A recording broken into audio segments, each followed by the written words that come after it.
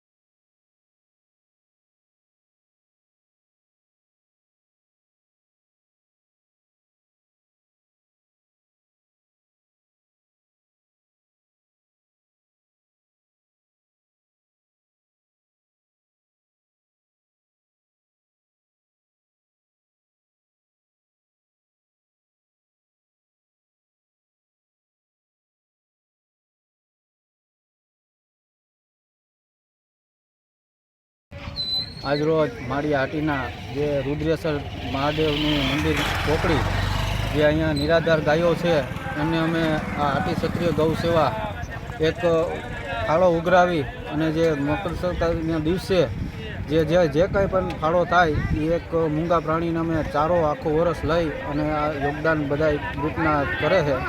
એમનો જે લોકો ફાળો આપે એનો અમે ખૂબ ખૂબ આભાર માનીએ છીએ।